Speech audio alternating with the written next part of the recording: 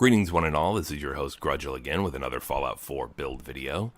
We are again up at the Red Rocket settlement just outside of Sanctuary Hills in the northwest corner of the map. This time we're looking at the Drumlin Diner portion of the build. If you've seen any of my other videos based on this Red Rocket settlement and its build, then you would know that the pre-war concept that I had for the area is that the northern side of the road between Concord and Sanctuary Hills was zoned for commercial use and had a small shopping plaza as well as a park next to that with a two-level parking garage and then this Drumlin Diner here. Here we see the exterior of the Drumlin Diner, which looks pretty standard for most in the Commonwealth, with one notable exception that you might be able to pick up from the exterior, and that's the fact that this corner right here, as well as on the opposite side, the windows have been replaced by chain link fencing with turrets inside to add to the defense for the settlement area.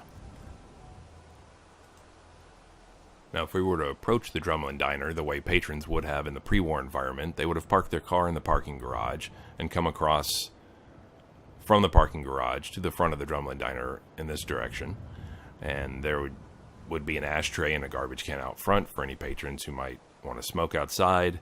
When they entered the Drumlin Diner, they would be faced with the counter there and the bar stools, of course. This metal wall on the left side is a post-war addition to the interior of the Drumlin Diner, and that's to provide some level of security for the patrons inside should anyone fire back at the turret that's on the other side of that wall. You can see the waiting area here for those waiting for seats, along with the jukebox.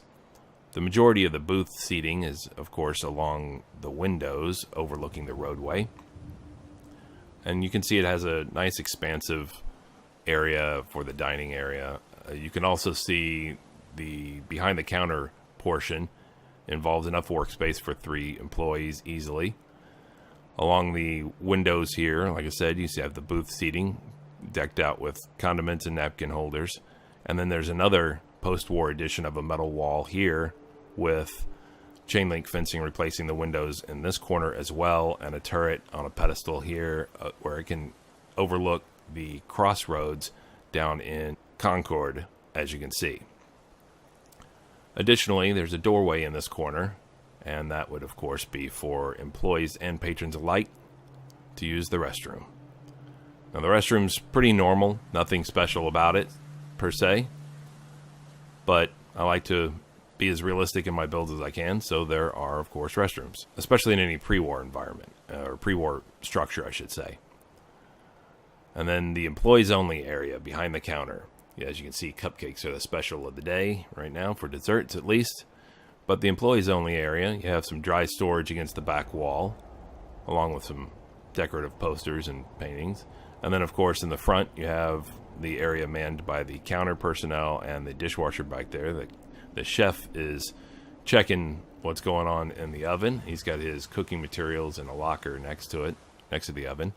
And then you have dry storage through the doorway behind him, and more dry storage on a shelf back here, and another doorway, and this leads into the cold storage area. And if we take a glance in there, we can see several of the Nuka-Colas from Sheffield's Nuka-Cola distillery and bottling and distribution plant across the street, as well as some, obviously, foods that need to be stored in a cold environment as well. And then if we go back out to the kitchen area and pan to the right, we'll see the exit door, or what would be the back door. We'll go out and see a dumpster here. And as I alluded to in the end of my shopping plaza video, I do have a garbage system set up for the settlement, and that's why I point out the dumpsters and the garbage cans. Each of the workplaces have garbage cans, of course, and they gather their garbage on a daily basis, and then they store them for temporary keeping in dumpsters. The problem then arises of what to do with that garbage that's gathered. And that's where I looked at the character of the Vault Dweller. And what we know is that the Vault Dweller, who's helping to organize these settlements, is of course a military veteran with combat experience, more than likely. And any of you who may have served in the military, especially in a deployed environment, know that the military does have a solution for how to handle garbage that is gathered up at forward operating bases or deployed environment bases. And that is, of course, the infamous burn pit. And as a result, that's exactly what's been implemented here. So as you can see, on Mondays and Fridays, workers gather from around the settlement area. They go around to the respective dumpsters that have gathered up the 3 or 4 days worth of garbage in them, and they bring it to the burn pit. Still smoldering here, as you can see. Now, obviously, all types of different materials are burned here. Whatever can't be used as scrap, or that they've just given up on, or maybe is too rotted, or whatever the case is, it ends up in the burn pit. This is not exactly the most environmentally safe thing to do, but that's what the solution we have. Now, here you can see the Drumlin Diner as you would approach from the roadway and the crossroads down at the bottom of the hill in Concord. As you can see, also, the weather has changed in this particular portion of the video, but there's that turret that's overlooking the crossroads down in Concord. And here is an overview of how the Drumlin Diner fits in with the rest of the structures as they currently stand in my Red Rocket settlement. I think it fits in pretty organically. It looks the part, doesn't look out of place, provides a good dining establishment for the residents of the Red Rocket, as well as it is visible from Concord, so any other travelers in the Commonwealth should be easy to find this Drumlin Diner. They should have no problems finding the Drumlin Diner, and that might attract more patrons to the Red Rocket area. And now we go into our night shots. In the night view, you can see the Drumlin Diner's neon is all lit up. Again, makes for a very nice beacon from the hilltop overlooking Concord, in hopes to attract more travelers, traders, settlers, or anything like that. Anybody who wants to help add to the vibrant community here. If we go inside the Drumlin Diner at night, again approaching from the parking garage, you can see we have a couple more patrons now. Well, the guy standing by the door is actually the chef. I guess he's on break. He's probably going outside to take a smoke or something. The counter is still manned, of course, but it's well lit enough for evening dining. And then we see behind the counter area and the work area, the employees only section. Again, some more patrons inside the Drumlin Diner enjoying their evening meals. And then finally, we will pan over and look at that additional material that I added in this video besides the Drumlin Diner, and that would be the infamous burn pit.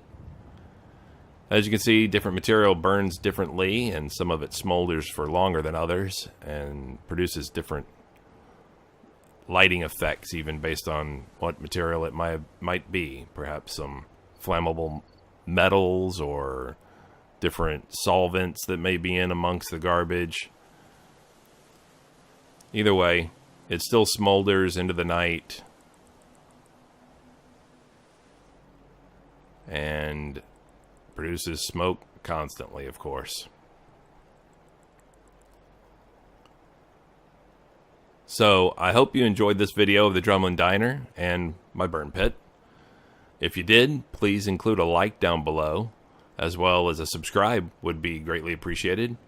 I don't have a whole lot of subscribers, or even that many viewers for that matter, but I do still put my effort into my builds, and I'm hoping that you're liking the way this settlement is shaping up. It's almost complete. In my previous videos, I did say that those were the only sections I had to do, was the Drumlin Diner, the parking garage, and the shopping plaza, but I did end up having one more section to have to do, and that's a housing area for more personnel. I wanted more residents, so I needed to increase my housing structures. So I will have that soon coming up as well.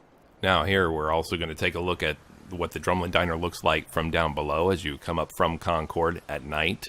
So hopefully that would attract some more traders and settlers to the settlement. Now again, if you like the way this structure, as well as my other structures have turned out, and the way the settlement overall is coming together, please hit the like and subscribe buttons. And your comments, as always, are very welcome at the bottom as well. So I do hope to be getting that final video out relatively soon. I know I'm not very prolific on this, but until then, take care, and we'll see you next time.